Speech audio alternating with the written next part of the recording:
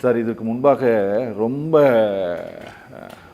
பரவலாக இது அரசியல் ரீதியாக பழிவாங்கக்கூடிய விவகாரம் அப்படி இப்படின்ட்டெல்லாம் என்ஃபோர்ஸ்மெண்ட் டைரக்டரேட் மீது பேசப்பட்ட விஷயம் என்ன அப்படின்னா, அவங்க லைடர் சர்வேவெல்லாம் நடத்தி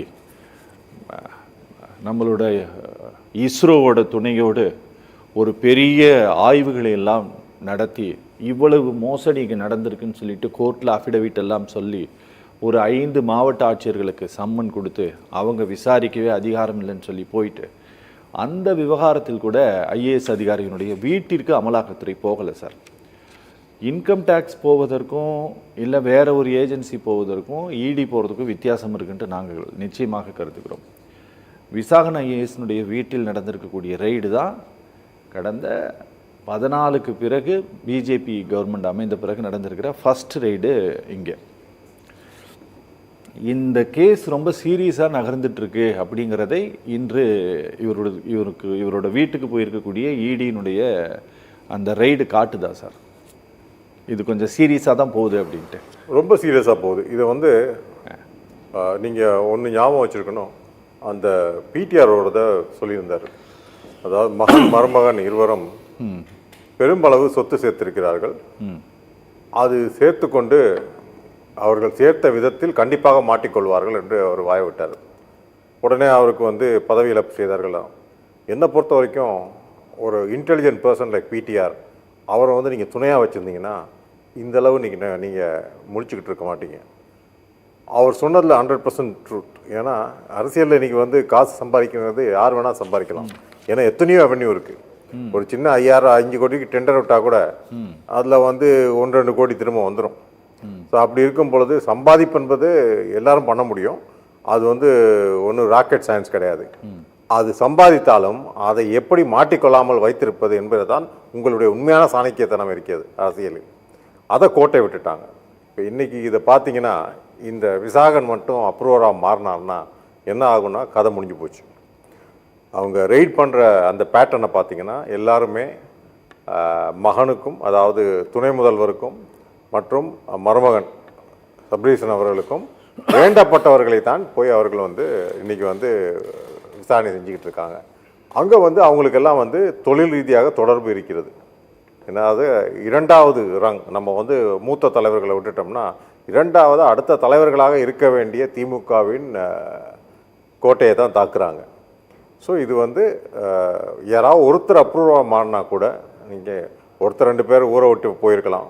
ஏற்கனவே ஒருத்தர் ஊரை விட்டு கிளம்பிட்டார் அப்படிங்கிறாங்க, துபாய் சென்று விட்டார் அப்படின்னு. இப்போ மற்றவங்கள்லாம் கண்டிப்பாக மாட்டிக்கொள்வார்கள். இது பெரிய அளவுக்கு போகும். இதில் இன்னொரு விஷயம் நான் சொல்கிறேன்.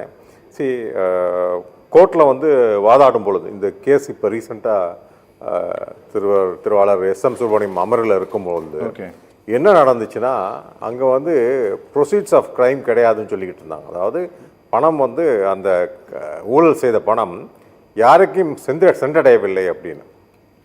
ஆனால் இதில் அவங்க பண்ண பெரிய தவறு என்னென்னா, நீங்கள் கேஷாக வாங்கி கல்லால் போட்டதிங்கன்னா கணக்கு காமிக்க முடியாது, கணக்கு பிடிக்கவும் முடியாது. ஏன்னா அதில் 1 லட்சம் எக்ஸ்ட்ரா இருந்தால் கூட அது நேற்று உள்ள கணக்கு நாங்கள் இன்னும் டெபாசிட் பண்ணலான்னு ஏதாவது ஒரு காரணம் சொல்லலாம். ஆனால் இவங்க பண்ண பெரிய தவறு என்னென்னா, அந்த எக்ஸ்ட்ரா வாங்குறாங்க பார்த்தீங்களா, 20 ரூபா 10 ரூபா, அதை QR கோடு மூலமாக பேங்க்குக்கே டைரெக்டாக அனுப்புறது. ஜிபே போன்ற இது என்ன சொல்கிறது செயலிகளை வச்சு. ஸோ இது கண்டிப்பாக ரெக்கார்ட் ஆயிடுது, எலக்ட்ரானிக்கலி ரெக்கார்ட் ஆயிடுது. 2வது விஷயம், இப்போ தான் நீங்கள் மாட்டிக்கிட்டீங்க. இது நம்ம ரெய்டு நடந்தது 6ஆம் தேதியிலேருந்து 8ஆம் தேதி மார்ச் மாதம். இன்றைக்கி நம்ம மே மாதம் இருக்கோம், 14th 15th இருக்கோம். அப்படி மாட்டிக்கிட்டதுக்கப்புறம் திரும்ப அதை தொடரலாமா? இன்னைக்கு கூட போன வாரம் போய் சிரிச்சுட்டு வரேன். ஏன்னா முட்டாளாக இருப்பீங்களாப்பா, கடையில் பசங்களுக்கு தெரியும் நான் தான் கேஸ் போட்டேன், என்னை ரொம்ப நான் போன கரெக்டான ப்ரைஸுக்கு போட ஆரம்பிச்சிடுவானுங்க. ஸோ போட்டோன்னே நான் கேட்டேன், இன்னும் அந்த QR கோடை போட்டு பணத்தை அங்கே அனுப்புறீங்களே, ஏன்னா உங்களுக்கு அறிவே கிடையாதா? இதுதான் ஆகணும், இதை வச்சு தான் அவங்கள பிடிச்சாங்க, அதை இன்னும் கண்டினியூ பண்ணுவீங்களா அப்படின்னு நான் அவனை சொல்லிட்டு, நீங்கள் சரி திருந்துற வழியை பாருங்கடா, இல்லைனா நீங்களும் உள்ளே போக வேண்டியிருக்கும் அப்படின்னு சொல்லிட்டு நான் அறுவை சொல்லிட்டு வந்துட்டேன். ஸோ இதுதான் இங்கே பிரச்சனை. ஆலோசகர்கள் கிடையாது, இவங்களை கைட் பண்ணுறது. இவங்கெல்லாம் most of them first generation politicians. நீங்கள் அன்பில் மகேஷ் எடுத்துக்கோங்க, உதயநிதி ஸ்டாலின் எடுத்துக்கோங்க, அப்புறம் சபரீசன் எடுத்துக்கோங்க, அப்புறம் வந்து அண்ணா நகர் மோகனின் பையன் எடுத்துக்கோங்க, எல்லாமே வந்து யங் பிளட். என்ன இவங்களுக்கு வந்து இந்த அரசியல் சூட்சமங்கள் தெரியாது, அவங்களுக்கு கைட் பண்ணுறதுக்கும் யாரும் இல்லை. கலைஞர் கிடையாது, இன்னைக்கு கலைஞருடைய ஆலோசகர்கள்லாம் கிடையாது, மூத்த தலைவர்கள்லாம் ஒதுக்கிட்டீங்க, தனியாக தத்தளித்து கொண்டு இருக்கிறீர்கள். அதுதான் இதுலேருந்து பட்பட்டமாக விளங்குகிறது. இது வந்து பெரிய அளவில் போய் முடியும். இதுதான் பாஜக வந்து அது வந்து ஒரு உத்தமர்கள் கிடையாது சார். நம்ம என்னதான் வந்து அவங்க இடியை யூஸ் பண்ணுறாங்க, ஐடியை யூஸ் பண்ணுறாங்கன்னு சொன்னாலும் அது அவங்களுடைய அரசியல் யுக்தி. 24 மணி நேரமும் அடுத்த தேர்தலை எப்படி ஜெயிப்பது என்று யோசித்து கொண்டிருக்கும் ஒரே கட்சி பாஜக. அப்படி இருக்கும் ஒரு கட்சி, அதுவும் தமிழ்நாட்டுக்குள்ளே இது வரைக்கும் வரவிடாமல் அவங்கள ஒடுக்கி வச்சிருக்கோம். அவங்க எப்படியாவது காலை ஊன்ற வேண்டும் என்று ஒரு வெறியோடு இருக்கும் பொழுது நீங்கள் முட்டாள்தனமாக அவர்களுக்கு அப்படியே giving it in a platter அப்படிவாங்கல்ல, அந்த மாதிரி தாம்பூலத்தில் வைத்து இந்தாங்க எங்களை பிடித்துக் கொள்ளுங்கள் கொடுத்த மாதிரி இருக்கிறது. Okay okay okay okay